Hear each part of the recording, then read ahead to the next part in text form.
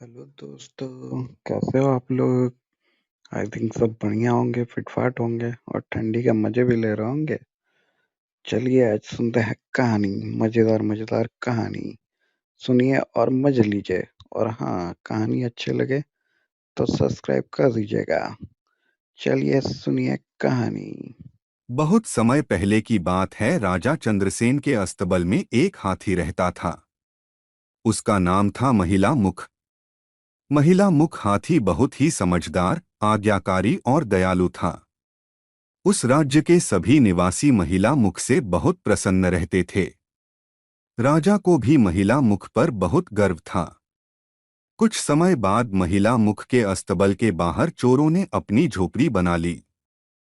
चोर दिन भर लूटपाट और मारपीट करते और रात को अपने अड्डे पर आकर अपनी बहादुरी का बखान करते थे। चोर अक्सर अगले दिन की योजना भी बनाते कि किसे और कैसे लूटना है। उनकी बातें सुनकर लगता था कि वो सभी चोर बहुत खतरनाक थे। महिला मुख हाथी उन चोरों की बात सुनता रहता था। कुछ दिन बाद महिला मुख पर चोरों की बातों का असर होने लगा। महिला मुख को लगने लगा कि दूसरों पर अत्याचार करना ही असली वीरता है।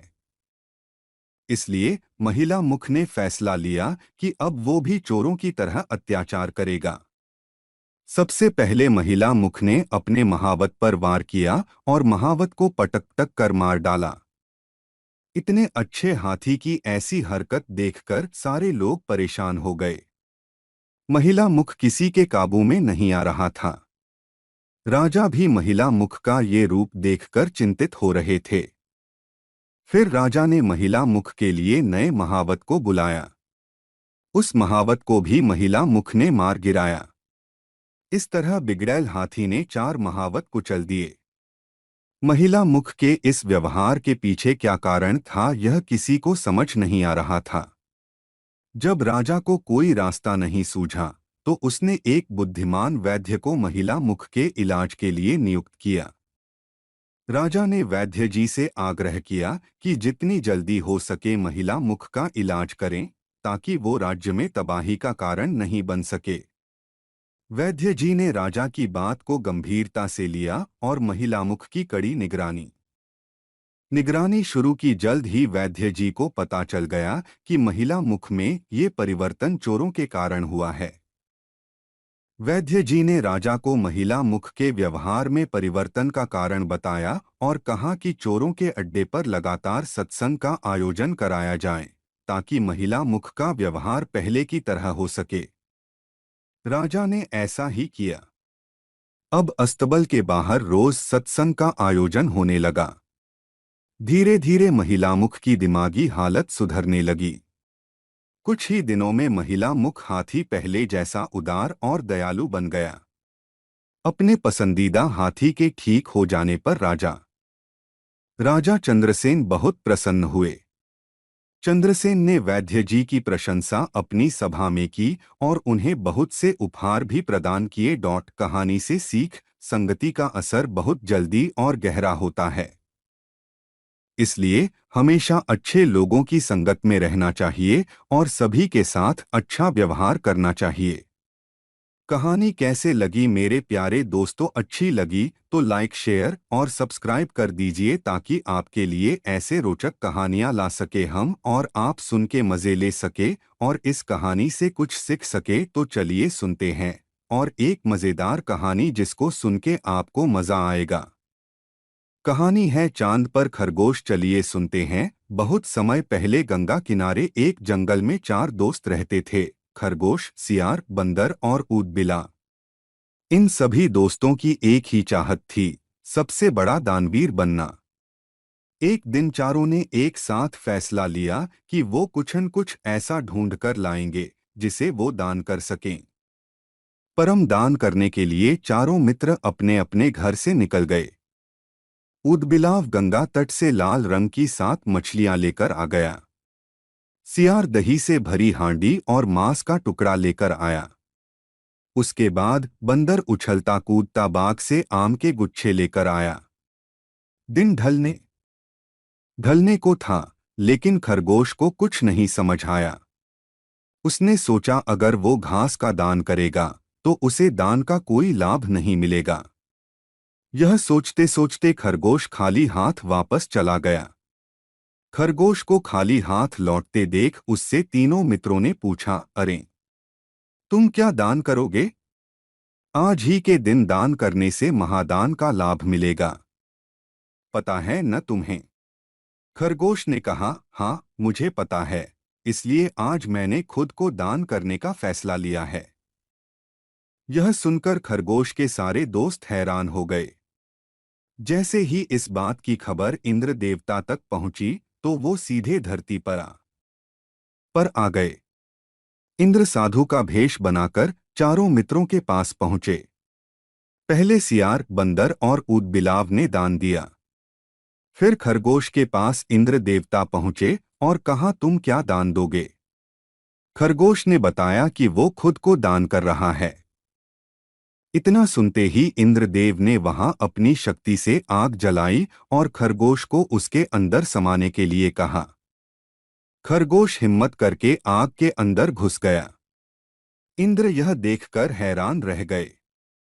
उनके मन में हुआ कि खरगोश सही में बहुत बड़ा दानी है और इंद्रदेव यह देख बहुत खुश हुए।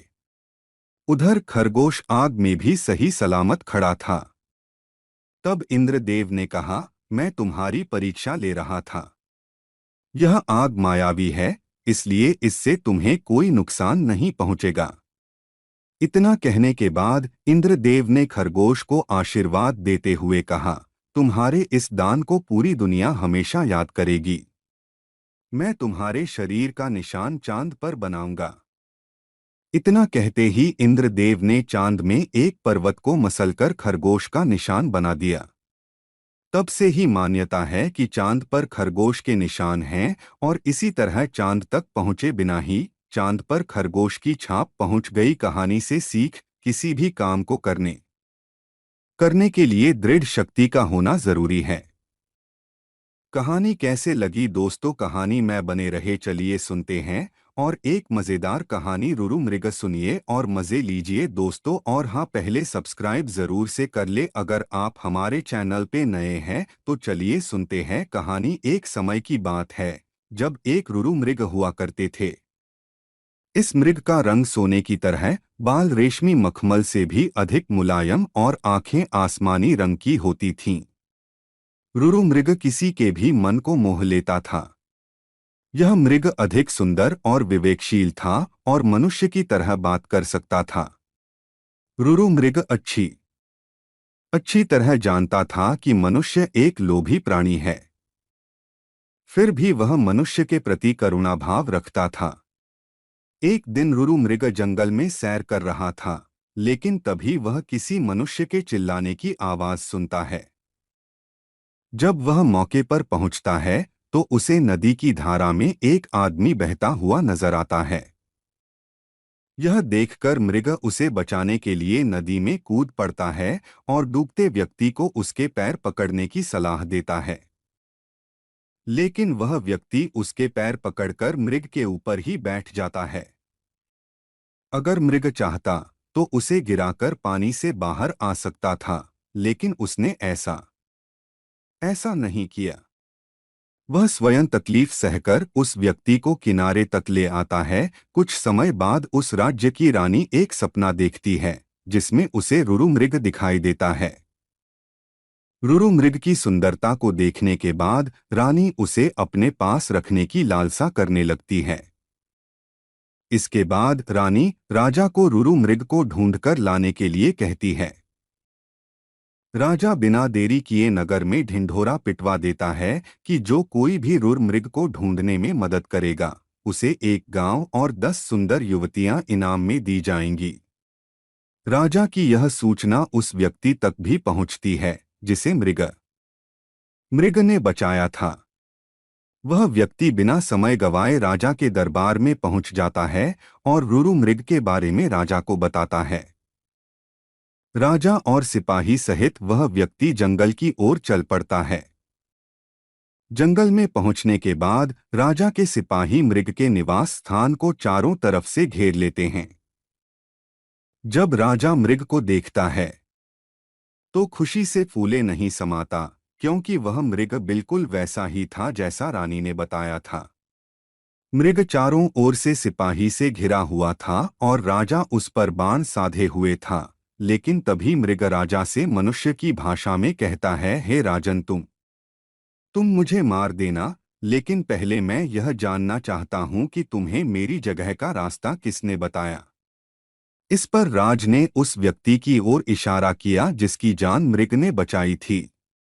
उस व्यक्ति को देखकर मृग कहता है, निकाल लो लकड़ी के कुंदे को पानी से, न निकालना कभी एक अकृतज्ञ इंसान को डोट। जब राजा ने मृग से इन शब्दों का मतलब पूछा तो मृग ने बताया कि उसने इस व्यक्ति को डूबने से बचाया था। मृग की बातें सुनकर राजा के अंदर की इंसानियत जाग गई। उसे खुद पर शर्म आने लगी और क्रोध में उस व्यक्ति की ओर तीर का निशान कर दिया। यह देखकर मृग ने राजा से उस व्यक्ति को न मारने की प्रार्थना की। मृग की दया भावना देखकर राजा ने उसे अपने राज्य में आने का निमंत्रण दिया। मृग राजा के निमंत्रण पर कुछ दिन राजमहल में रहा और फिर वापस जंगल लौट गया।